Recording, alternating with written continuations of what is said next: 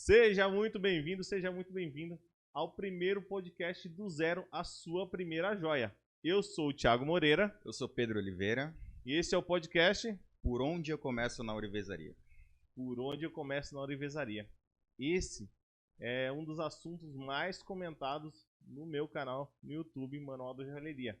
Muita gente pergunta, Thiago, por onde eu começo? Como eu faço? Eu sou iniciante. Então, bora lá, por onde eu começo. Sem contar as várias dúvidas que tem no Instagram também, né? Cara, Perguntas, muita qual ferramenta que eu começo, onde eu começo na minha casa, onde que eu monto a minha mini oficina. E é isso aí, direct, todo dia chove de pergunta por onde eu começo, às vezes nos próprios comentários. Então, bora lá, tudo tem um começo e esse também é o nosso começo. Bora lá, qual a primeira pergunta? O que é a ourivesaria? A ourivesaria é a arte de transformar metais nobres em joias. Mas a ourivesaria não é só fazer joias, tá? Tem muita gente que pergunta sobre aquelas baixelas de prata, candelabro, muitos relicários e até aquelas, como eu posso dizer, aquelas peças de igrejas mesmo, tem muita prataria. Então existe a ourivesaria menor e a ourivesaria maior.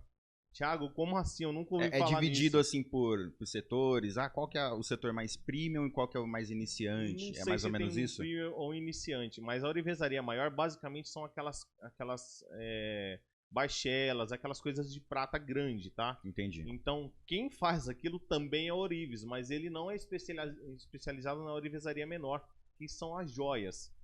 Então, o que a gente mais conhece, mais fala, são a ourivesaria voltado para joias, que é a ourivesaria menor, a mais delicada, que são técnicas diferentes. Então, nem sempre quem consegue fazer uma joia pequena consegue fazer uma baixela de prata, por exemplo.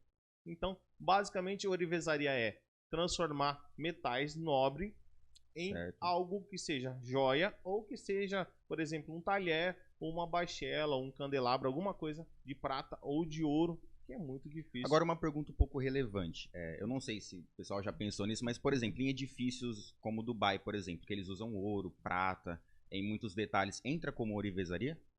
Aí não. Em escala maior? Não, aí é um outro processo, é um processo artístico de aplicação dos metais. Entendi. Aí não considera-se ourivesaria. Qual a diferença de ourivesaria e joalheria?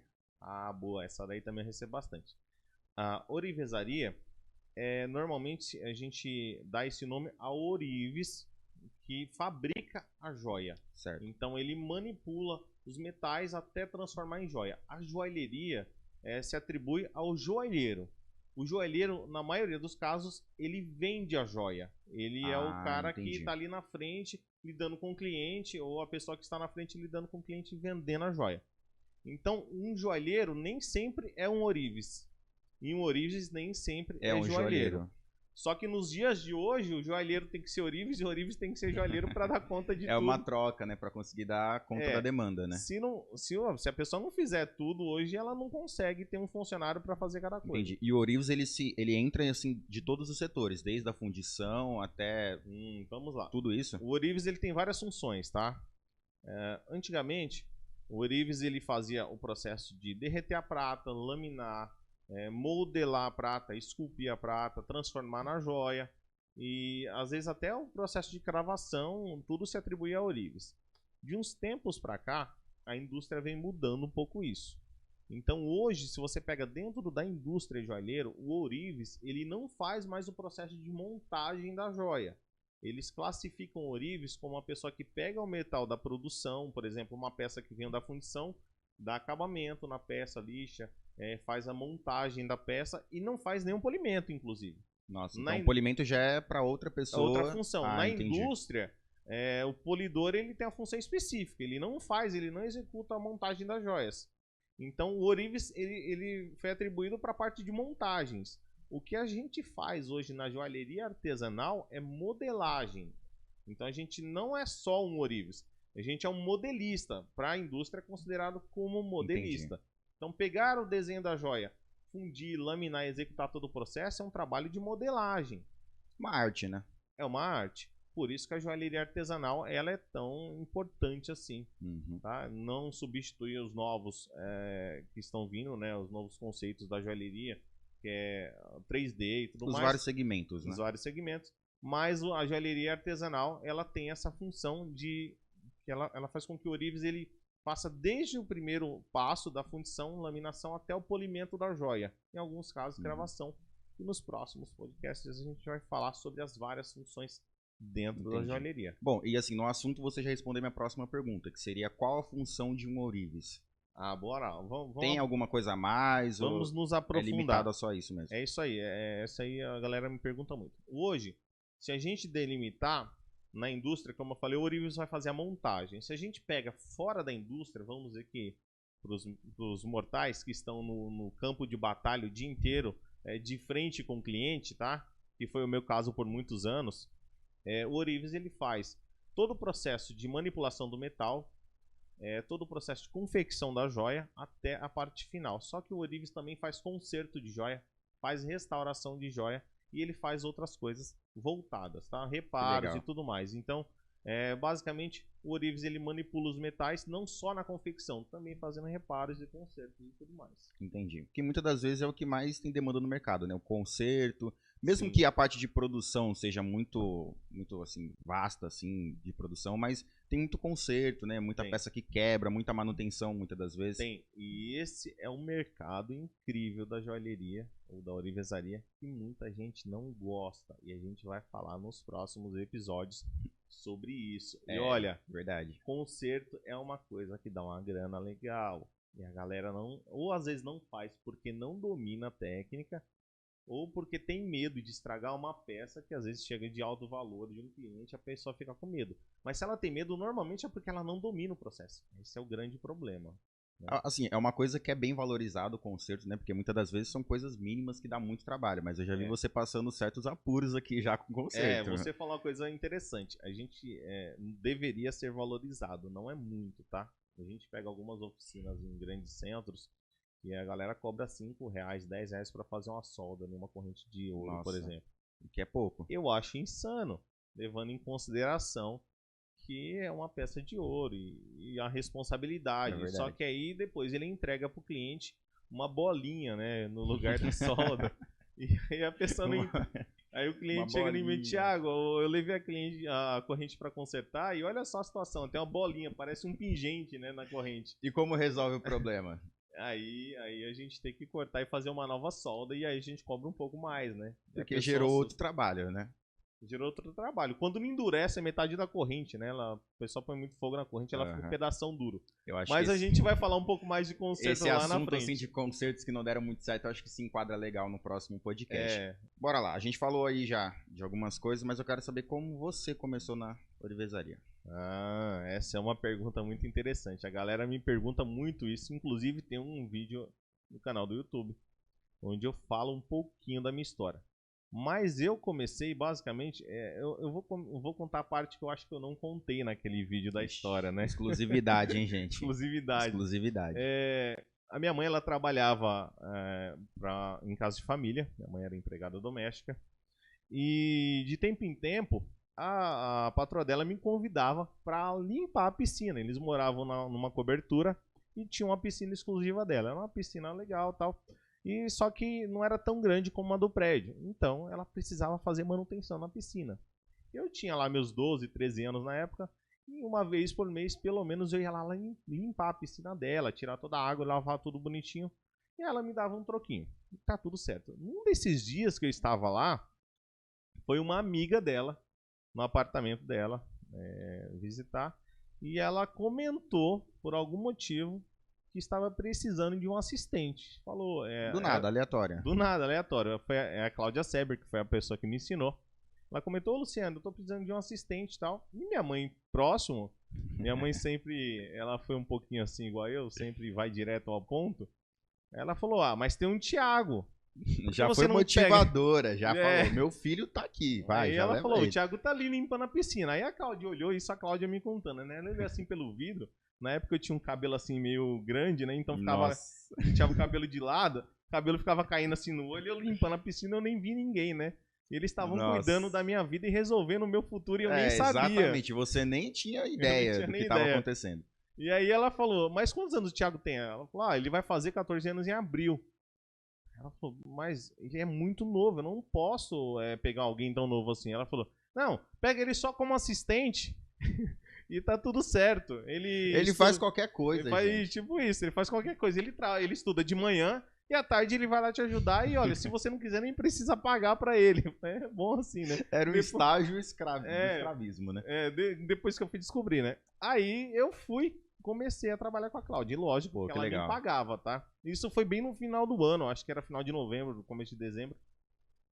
Você já tinha feito 14 anos ou ainda não? Eu não me lembro exato, mas eu acho que eu ainda não tinha feito 14 anos, foi do ano 99 para 2000. Pô, então o seu convívio ali na Uivesaria, assim, nesse meio, já começou desde muito cedo. Muito cedo. Com 13 anos. Muito cedo. E aí, eu ia pra escola de manhã, chegava em casa, almoçava, pegava o ônibus e ia pro ateliê da Cláudia. E aí, quando eu cheguei no ateliê da Cláudia, eu nunca tinha visto uma peça de prata, eu nunca tinha pego numa prata na mão.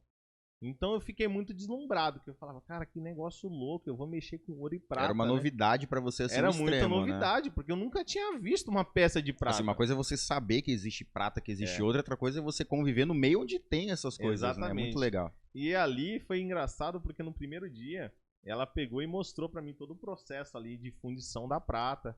Eu fiz o processo, ela me ensinou a fazer o processo, eu laminei. Caramba, que legal. E ela virou pra mim depois com o lingote pronto e falou, agora você escolhe um modelo de anel que você vai fazer um anel pra você. Eu falei, cara, como assim? Como Vou fazer um anel pra mim? Meu, como assim? É muito louco. Ela pegou e deu um monte de revista lá pra mim.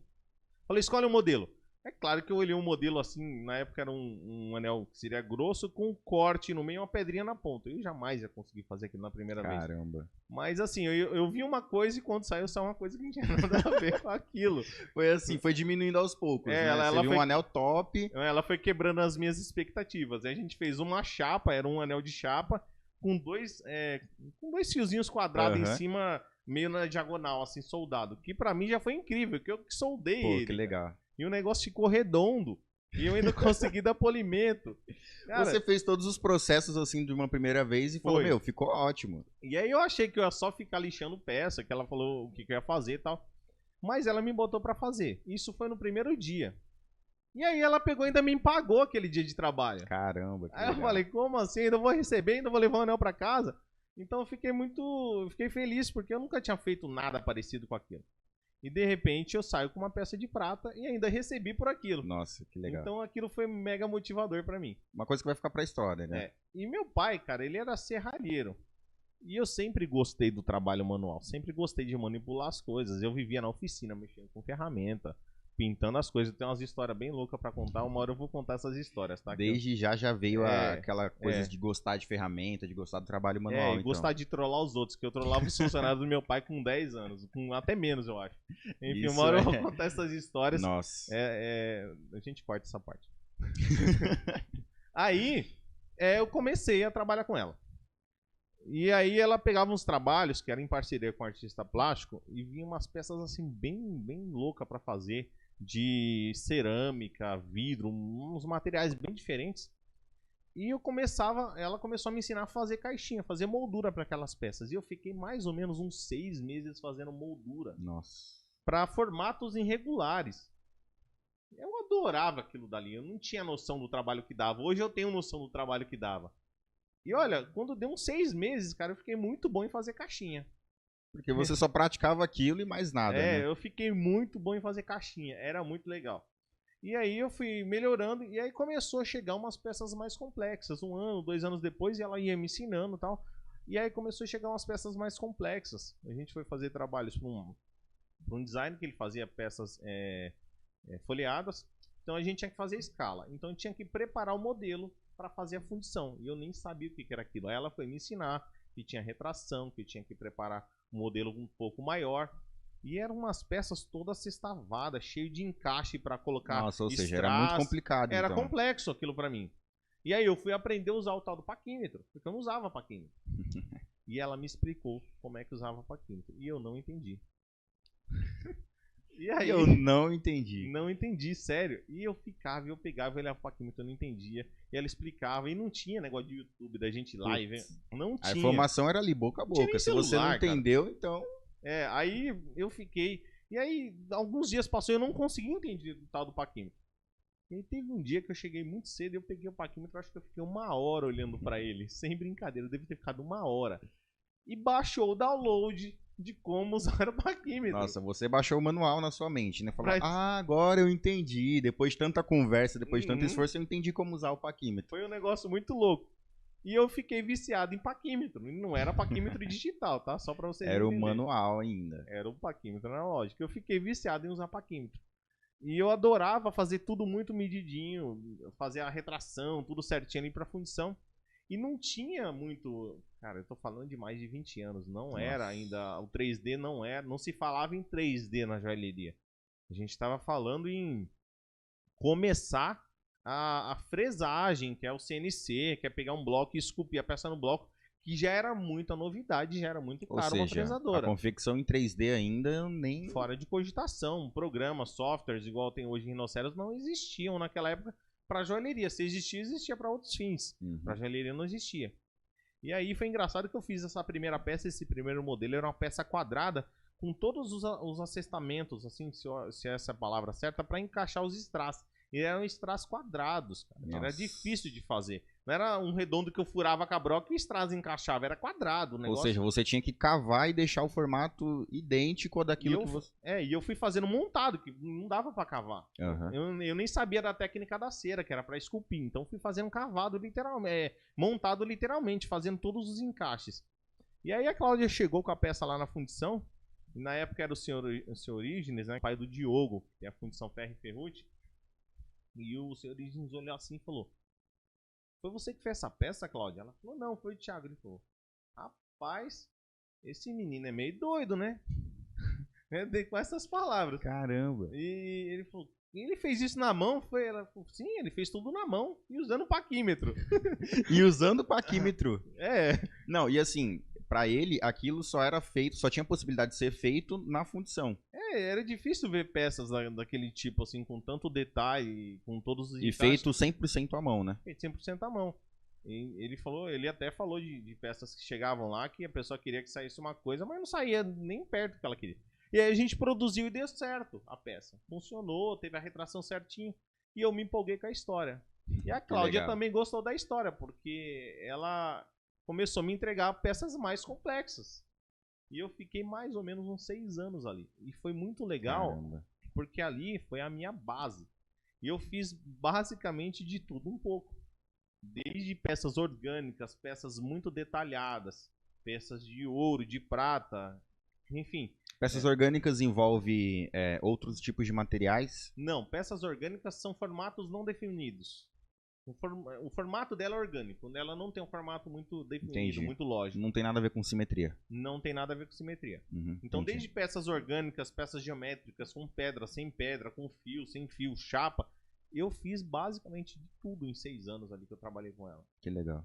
E aí, depois de 6 anos, aí vocês continuam assistindo o vídeo que tá lá contando a minha história, que aí Que eu acho que tem bastante informação. tem muita informação, e se vocês tiverem... E é muito legal. O vídeo foi produzido assim, Foi emocionante, pra não emocionante. dizer outra coisa. A produção Então, chorou. Basicamente foi assim que eu comecei na Orivesaria, trabalhando com a designer Cláudia Seber.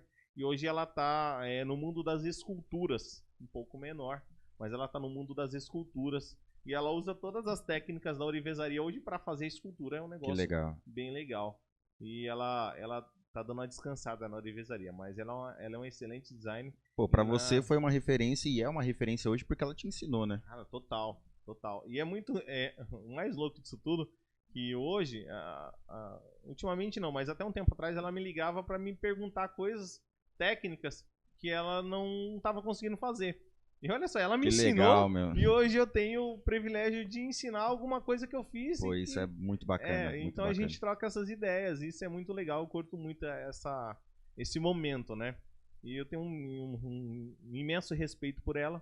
Eu imagino que seja recíproco da parte dela. E a gente tem contato até hoje. Foi muito, muito bacana. E foi aí que eu iniciei na Orivesaria. Tendo experiência de fazer Que de início. tudo um pouco. E foi uma aventura. Mas Início. até os 20 anos eu trabalhei com ela. Depois aí eu fui tomar meu rumo. Que é uma longa história. Bora lá. Quais E aí vão perguntas mais a grandes gente tem aí? conversas aí. Eu ouvindo toda essa história aí que você tá contando, me vem à cabeça, será que eu consigo aprender? Eu falando assim, de mim, assim. Porque Cara, e eu acho que muitas pessoas têm essa dúvida. Será que eu consigo fazer? vamos lá. Vamos voltar um pouquinho da minha história e eu vou falar dos problemas que eu tive quando eu comecei a aprender. Eu sempre fui um menino muito ansioso. Eu sou acelerado. Todo mundo vê que eu falo rápido e falo alto. Eu sou muito acelerado. Isso é por conta de um problema de ansiedade que eu tenho. Aham. E eu não tenho como esconder isso. Eu sou uma pessoa ansiosa. Hoje eu tenho noção e hoje eu consigo controlar isso. Eu consigo canalizar essa ansiedade para algo que seja produtivo. Quando eu comecei, eu não era assim. Eu suava tanto, a ansiedade era tão grande, eu suava tanto, a minha transpiração era tão forte que eu oxidava as ferramentas. Nossa. Assim, se falasse com os ourives mais tradicionais, eles falariam assim para mim, cara, você não serve para ser ourives.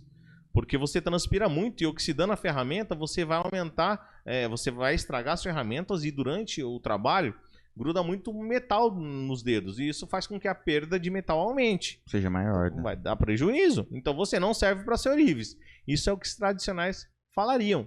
Ainda bem que eu não aprendi com eles. Porque um dia a Cláudia chegou e sentou comigo. Eu falei, agora vai dar ruim, né? Ela vai brigar comigo. Deu ruim. Ela sentou comigo e falou, Thiago, é o seguinte, eu nem sei se ela lembra dessa história, ela deve lembrar. Cara, você tá muito ansioso. Relaxa um pouco.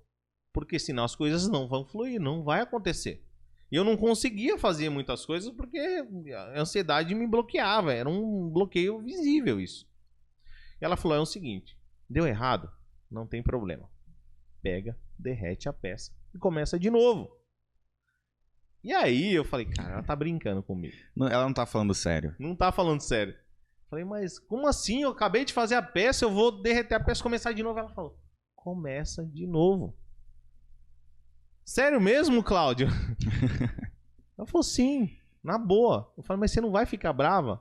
Ela falou, não. Esse é um dos princípios da ourivesaria. Não deu certo? Paciência. Você já viu um caminho que não funciona. Começa fazendo de uma outra forma para ver se funciona. E você Que vai legal. descobrir novos caminhos. Aí eu peguei e relaxei. Falei, agora Agora abriu sua mente. Qualquer errinho agora ele derretia. derreto de novo. Vou meter o pau e fazer tudo de novo. E eu desencanei. E aí que foi a maior sacada. Quando eu entendi que eu podia realmente fazer e errar e tava tudo bem se eu errasse, eu comecei a desenvolver melhor porque eu fiquei mais seguro. Você trabalhava com mais tranquilidade. Trabalhava Tipo, com mais beleza, tranquilidade. eu vou fazer o possível pra não errar, mas se eu errar, eu vou derreter Agora, de novo. será que o Pedro consegue aprender ourivesaria? Eu acho que o Pedro, se ele Aí- sentar na bancada, ele faz sozinho só por assistir as aulas do curso. gente, os conteúdos que ele faz no Instagram eu não assisto, mas no YouTube, do curso, gente, tudo foi gravado e editado e assim, eu tô por dentro.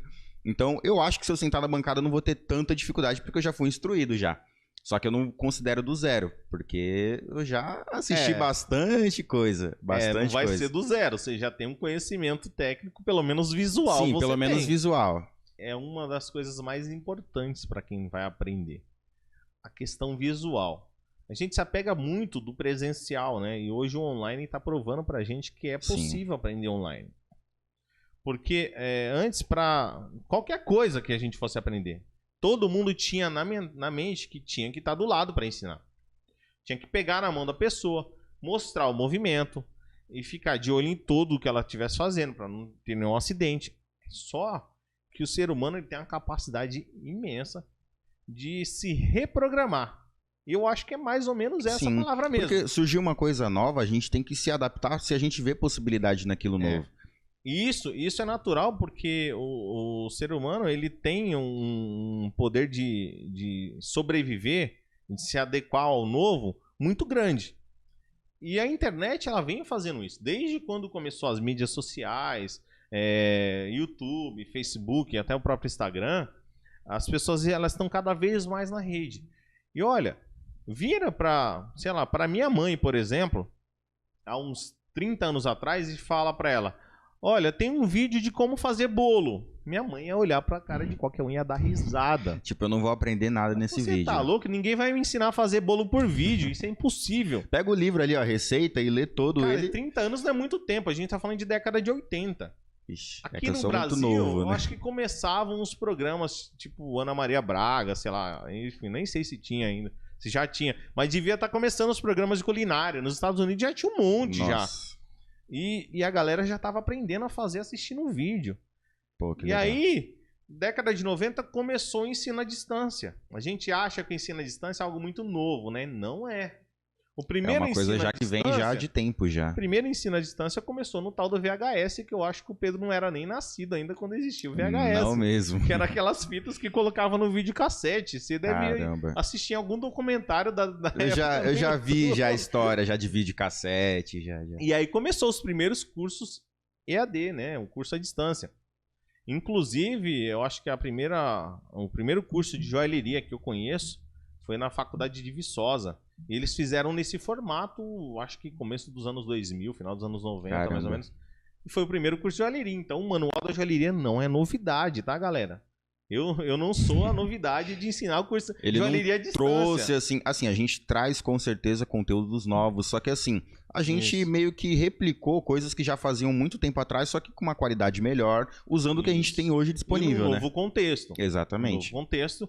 E hoje a gente tem um acesso mais fácil e mais direto. Eu tô aqui falando com 3 mídias sociais: Instagram, Facebook e YouTube. É um negócio muito É louco. uma coisa A muito gente louca. não tinha isso. E a gente tá ao vivo numa quinta-feira, 15 para o meio-dia. Doido isso, né? É muito doido. Então, naquela época, a única forma que tinha era como gravando aquilo e disponibilizando em videocassete. Depois vinha o DVD, e aí foram mudando as mídias onde se armazenavam. E a pessoa mandava pelo correio. E aí, quem estava longe, era o que ele tinha disponível para assistir aquilo e aprender. Aham, muito Porque legal. nem todo mundo tinha acesso a escolas de joalheria. Ainda hoje, muita gente não Tem acesso à escolas de internet, por joalheria. exemplo, né? Então, como que eu vou aprender? Eu vou aprender com Orives, vou aprender com meu pai, sei lá, com um tio, com alguém da família que me Um ensina. conhecido. E passe e transmita aquele conhecimento. Mas se você não vem de uma família de Orives, é mais complicado. Sim, sim. Chega hoje numa oficina de Orives, que seja lá qualquer for ela, em qualquer lugar, e falar pro cara: meu, me ensina aí. O cara olha assim e fala: o quê? Você tá ficando doido? Eu vou te ensinar, vou ter um concorrente pra quê? Só tem eu na cidade, eu ganho dinheiro sozinho, pra que eu vou ensinar um concorrente? Os caras não ensinam. É claro que muita gente já tá mudando a mentalidade. Você vê uns caras hoje que já tem disposição pra ensinar. Porque ele já entende que ele vai deixar o legado dele passando para as próximas gerações. O que ele Mas- foi ou o que ele deixou vai ficar só pra ele, pra família e pronto. Mas Exatamente. se ele passa a informação pra outras pessoas, o conhecimento que ele tem pra outras pessoas, aquilo querendo ou não vai se replicando e, pô, Isso aí. quem te ensinou? Ah, foi aquele cara lá, pô, que legal. Então ele deixou o legado dele através de outras pessoas. Isso é Isso aí. muito legal. Isso é deixar o legado, que é o que eu estou fazendo aqui. Eu estou deixando meu legado na joalheria. Para uns talvez não seja tão importante, mas para muita gente é importante. Sim. Para as pessoas que estão longe, que não têm acesso à informação, não tem como estar na escola de joalheria. Então, como você começa? Cara, a primeira coisa para você começar é buscar informação sobre o assunto. E seja lá qual for a informação, e seja lá onde ela estiver. Seja na internet, seja com um parente que trabalha na área, sei lá, com alguém que esteja disposto a te ensinar, você tem que começar a Busque, procurar informação. pesquise, faça de tudo, mas Hoje tente É conhecer. o tal né? do dar um Google e ver o que dá. E você vai achar uma enxurrada de informações. E é informação que não acaba mais. É verdade. E começa a ler, começa a assistir, começa a entender o que é isso, começa a pesquisar o que são as ferramentas. No nosso canal, Manual da Joalheria no YouTube, tem mais de 130 vídeos que eu falo de ferramenta, eu falo de tudo que é assunto. É Tem informação pra caramba. Tem aulas completas lá de solda, de serra, de tudo que é coisa, de acabamento, de polimento. Então, vão lá e assistam. Essa é uma das formas da gente começar a entender, né, Uhum. o que é a orivesaria e como que eu posso entrar no mundo da orivesaria. A gente entra hoje pela internet, dá pra Como iniciar, entrar no vamos meio, dizer né? assim, tá bom? E assim, já que você falou dessas evoluções, né? Pô, antes era videocassete, hoje a gente já tá disponível na internet, mas o desafio de passar informação a longa distância continua sendo o mesmo, né? Porque não é Continua. fácil, não é fácil. Continua, porque eu sou 50% do processo. Quem tá do outro lado é os outros 50%. Então, ou seja, de alguma forma tem que se complementar isso, né? Tem. E como que a pessoa faz? Praticando. Ela não basta ela assistir ou ouvir o que eu estou falando. Ela tem que ver o que eu estou fazendo e falando, mas ela tem que praticar. Porque quando você começa a praticar, aí sim você começa a ter as dúvidas reais do que é o processo de confecção de uma Que joia. foi o seu caso de aprendizado, né? Meu caso de Você aprendizado. aprendeu fazendo na prática. Exatamente. Nem todo mundo tem esse privilégio que eu tive de ser aprendiz em um ateliê. Uhum. Então hoje é mais difícil isso. Existe possibilidade ainda. Mas assim, é mais raro. Hoje em dia tá cada vez mais difícil a gente conseguir entrar num ateliê e ser aprendiz, por exemplo. Inclusive, essa semana eu recebi 3 mensagens de pessoas perguntando se eu não estava selecionando aprendiz para trabalhar comigo aqui no ateliê. Pô. E uma delas, inclusive, falou assim para mim, eu fiquei até tentado, né? Thiago, eu trabalho de graça para você. Nossa! Aí eu falei, gente, não é assim que funciona, não vai rolar, eu não deixo ninguém trabalhar para mim de graça.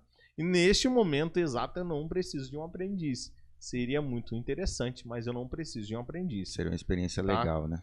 Então, essa foi a forma como eu comecei e é uma das formas que é possível a gente iniciar na orivesaria. Mas, como eu disse, tem outras formas. Tem internet, tem, sei lá, se alguém... É diverso, família, né? É diverso. A gente vai ter um podcast falando um pouco mais sobre isso, tá bom? Esse é só o primeiro de uma série de 10 podcasts. Acho que tem bastante coisa ainda.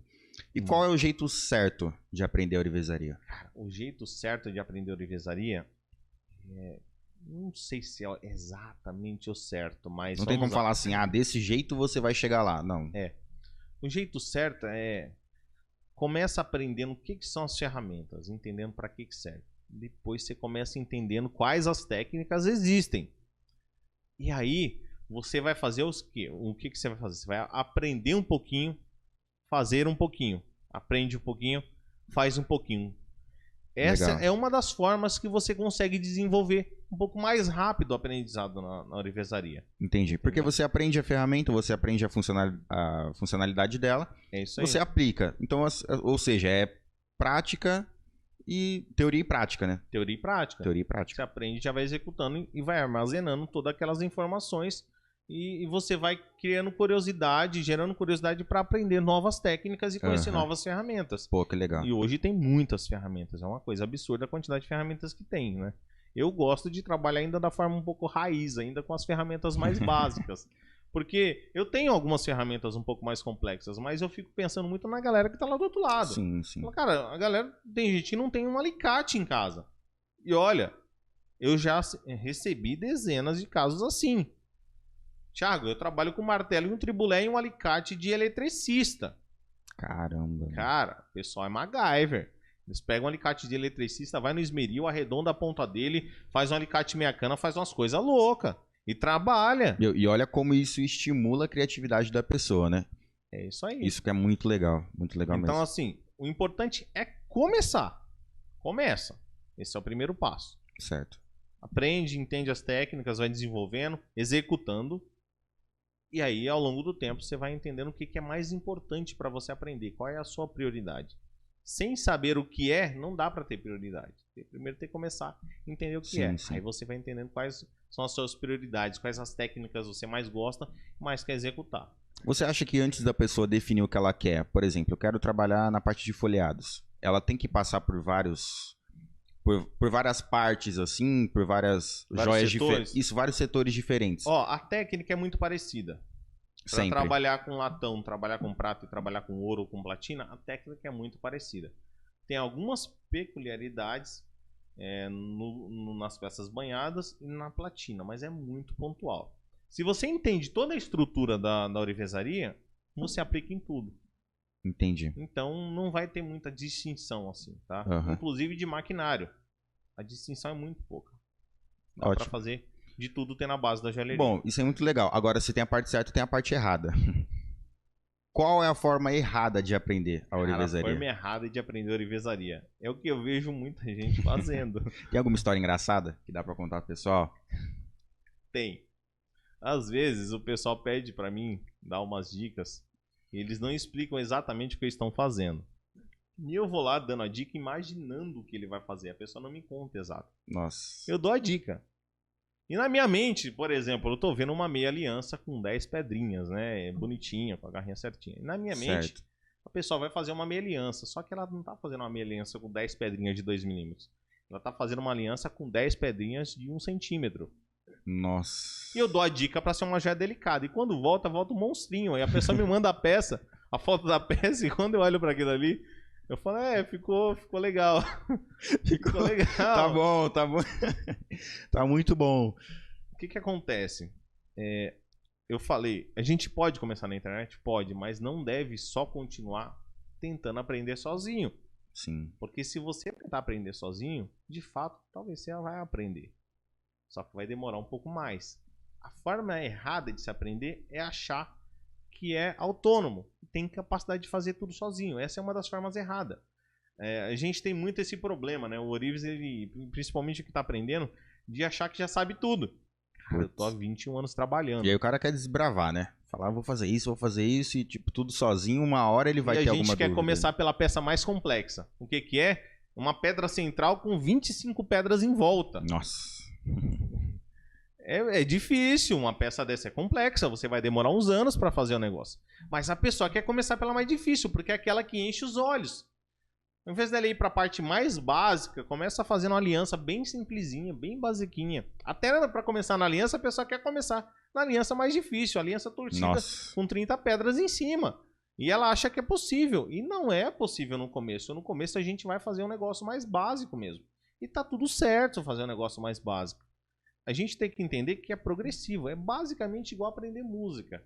Quando você vai aprender música, se você começar aprendendo só teoria musical, você vai tocar um instrumento? O Pedro é músico. O Pedro sabe do que eu tô falando. Você tem que ter a parte teórica e a parte prática. Então, se eu aprender só a parte teórica, eu vou ser um músico? Não. Uma coisa complementa a outra, então, né? É um jeito errado de se aprender música. Entendi. Eu sou amador na música. Eu não posso falar com propriedade, mas eu sei um pouquinho. Eu também sou. Joalheria é mais ou menos assim. Se eu aprender só teoria, eu vou me tornar um Orives ou um joalheiro? Não. Você tem que ter teoria e prática. Errado. Aí, se eu aprender só prática também, eu vou ser um bom Orives? Talvez você seja um bom executor, mas você não saiba o que está fazendo. E vai chegar uma hora que vai vir uma dúvida e você não vai saber. Também é um jeito errado de se aprender. E a gente vai se aprofundar nos próximos podcasts. Então, tem que ter teoria e prática junto. Eles andam junto. E é aquela história. Faz um pouquinho, aprende um pouquinho. Faz um pouquinho, aprende um pouquinho. Aprende um pouquinho, faz um pouquinho. Se você só aprender e não pôr em prática, também não funciona. Chega uma hora que até esquece. O nosso cérebro ele tem um espaço de tempo para armazenar determinadas informações. Se a gente olha, assiste aquilo dali e não pratica, não executa, ele joga para um canto do cérebro que eu não sei especificamente qual que eu não entendo dessa parte, neurociência. Mas ele joga para um lugar que ele armazena aquele conteúdo e você não aplicou e fica ali como se fosse ali na caixinha dos esquecidos. É uma lixeira, né? É uma lixeira. E com o tempo, provavelmente, ele exclui permanentemente. E para você recuperar aquilo que você tinha aprendido... Dá muito trabalho. Você vai ter que assistir tudo de novo. Inclusive, acontece com alunos meus que assistem as aulas do curso e ele fica muito tempo sem praticar. Quando ele vai praticar, ele acha que tá com aquilo na cabeça. Mas não tá. E não tá, e ele tem que assistir a aula tudo de novo. E galera, já foi um toque aí, hein? Se você é aluno do MDJ, aprende e põe em prática. Eu até aconselho os alunos, aqueles que a gente tem mais proximidade, que às vezes me chamam e apresenta as dificuldades, falar, assiste o curso inteirinho. Mas aí quando você voltar, você volta assistindo e aplicando, assistindo e aplicando, assistindo e aplicando. Porque se você assistir o curso inteiro 10 vezes, você não vai entender. Sim. Se você não aplicar, o cérebro não processa a informação. E aí, o melhor de tudo, inclusive, qual o jeito errado de aprender orivesaria, né? É fazer errando. Porque quando a gente só acerta de primeira, o cérebro fala pra gente assim, cara, você é muito bom. Você já aprendeu. E o que ele faz? Ele também joga pra lixeira. Sim. Eu não preciso mais dessa informação, eu já aprendi. Nossa. E aí é muito louco. O que você tem que fazer? Você tem que fazer e vai errar. E não tem jeito, você vai errar. Chega uma hora que acontece alguma coisa. Vai errar em alguma coisa. E normalmente são nas coisas mais básicas. E quando você erra, o cérebro ele trabalha mais, porque ele fala, o que eu fiz de errado? E ele fica tentando solucionar, né? Ele fica tentando processar as informações. E aí você vai tentar descobrir um novo caminho. O que você faz? Você abre um novo caminho, uma nova janelinha. E vai por um caminho diferente. E aquela não fica fechada enquanto você não solucionar aquele problema. A janelinha lá fica aberta. O cérebro é incrível, cara. E aí você vai e encontra um caminho novo. Aí o que ele faz? Ele liga os dois pontos. Fala, eu não posso mais cometer esse erro, eu tenho que fazer um novo caminho. Para não cometer esse erro, eu tenho que fazer isso. Nunca mais você vai esquecer. Porque quando você erra, o cérebro processa Você diferente. passou pelo processo e você memorizou tudo daquilo. Você daquele memorizou. processo. Então, às vezes, aprender errando também é bom. Mas não o tempo todo. Porque senão você começa a ficar frustrado. E quando você gera uma frustração que incomoda tanto a ponto de falar, eu não quero mais fazer isso. Eu tô de saco cheio. Gera aquele desânimo, Isso não é pra tudo mim. mais. Então, tem que fazer. Aprende um pouquinho, faz um pouquinho. O tempo todo. Muito é legal. assim que funciona. Você acha que tem muitas pessoas que já chegaram a desistir por conta disso? Dela ser instruída, não diria nem instruída, mas dela ver um ponto assim de como aprender, ela não conseguiu, ficou frustrada e parou. Eu acho que muita. Inclusive, eu já recebi mensagens de pessoas falando que desistiu da joalheria porque não entendeu como começar, ou começou da forma errada. E aí ficou desanimado, gastou dinheiro, comprou ferramenta e não deu continuidade. Inclusive, tem alunos meus que entrou pro curso Manual da Joalheria que passaram por esse problema. Caramba. E aí depois me mandou depoimento falando, inclusive uma das mensagens de um dos alunos foi assim: Thiago, se eu soubesse que concurso seria muito mais fácil, cara, eu tinha procurado isso antes. Nossa. Entendeu? Entendi. Então ele já fazia, já tentava sozinho, mas não conseguia. Ou fazia daquele jeito, entregava um monstrinho pra pessoa. Ele imaginava o príncipe, mas entregava o Frankenstein. Entendeu? E tudo bem. Tava tentando, tava Sim, fazendo. Tava tentando, né? Essa é a sacada. Tem que tentar, tem que fazer. O problema é que a gente quer tanto fazer o perfeito que acaba não fazendo nada. E a gente vai falar isso mais na frente. A gente vai ter Entendeu? muito tempo ainda para Vai esse ter assunto. muito tempo. Esse é só o primeiro. E por onde eu começo, sabendo de tudo isso? Cara, começa procurando um profissional que te dê uma instrução. Alguém que te oriente e te mostre um caminho, que te dê um GPS. Um GPS, por exemplo, igual o curso Manual da Joalheria. É um GPS, Se né? não for o Thiago do Manual da Joalheria, que seja um profissional de sua confiança. Que seja uma escola de sua confiança, algum lugar que você se identifique. E te dê um caminho. Porque você vai economizar muito tempo.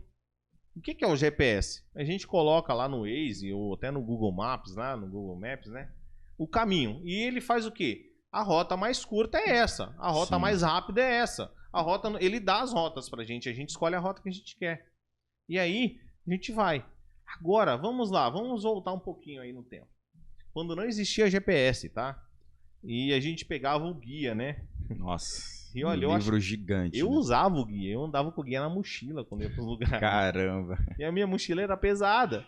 Aí depois tinha o guia da 4 rodas, que era menorzinho, né? E todo mundo queria o guia da 4 rodas, mas nunca tinha na banca de jornal, né? E aí eu consegui uma vez o guia, eu achava o máximo e ficava dentro do ônibus olhando. E aí eu perdia que passou da avenida e eu tinha que voltar. Nossa, que desespero. Mas eu conseguia chegar nos lugares, mas eu tinha mais trabalho. E tinha gente que não sabia ver o guia. E era muito pior. Porque a pessoa ia perguntando pros outros. E aí ela perguntava nessa rua e a pessoa falava, é daqui tantas quadras. Nossa. E aí perguntava pro outro, não, ó, a senhora já passou, o senhor já passou. É uma quadra Gerava antes. uma confusão na cabeça da pessoa. E quando a gente ia pra Minas, pô, eu sou de família de mineiro, cara.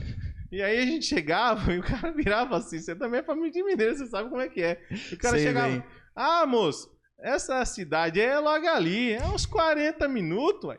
40 minutos de mineiro, cara, eu acho que tem que ser investigado, porque não é 40 não. A gente andava 4 horas e não chegava o raio da cidade. Eu quero saber como que eles fazem pra medir, assim. Porque... Eu acho que o mineiro, ele tem uma questão métrica um pouco diferente. E ele falava, então andar sem o GPS é isso, a gente fica Deus dará, a gente fica vendido na informação que a pessoa dá pra gente. É verdade. A gente confia, a gente tá cego, a gente tá andando sem nada, sem guia, sem GPS. Então, procure um GPS, alguém que te oriente a fazer o negócio. E aí você já deixou um problema muito claro também, porque eu tendo o GPS, eu tô extraindo informação só do GPS. Quando você fica avulso assim, você tem informações de diversos lugares, diferentes pessoas, e você começa a ficar confuso, porque uma pessoa fala uma outra coisa, e aí assim vai e você fica confuso. Cara, isso dá um overload no cérebro, que ele fala, eu vou pra onde? Por quê? O A falou pra mim que é melhor, mas o B falou que o dele é melhor. E aí eu vi o C agora que falou que os dois estão errados e o dele tá certo. Isso também trava. Trava, total, porque a pessoa não sabe por onde começar e ela não começa nunca. Caramba. Então, procure alguém que te dê orientação, porque senão você vai ficar doido ou vai ficar doida. Basicamente, esse é um dos caminhos que a gente tem para iniciar na orivesaria. Pô, muito legal. Eu espero que a gente possa ter ajudado aí bastante pessoas aí que assistiu o podcast. Então é isso aí. Então esse foi o podcast do Zero, a sua primeira joia. Eu sou o Thiago Moreira. Eu sou Pedro Oliveira. E a gente se vê no próximo episódio.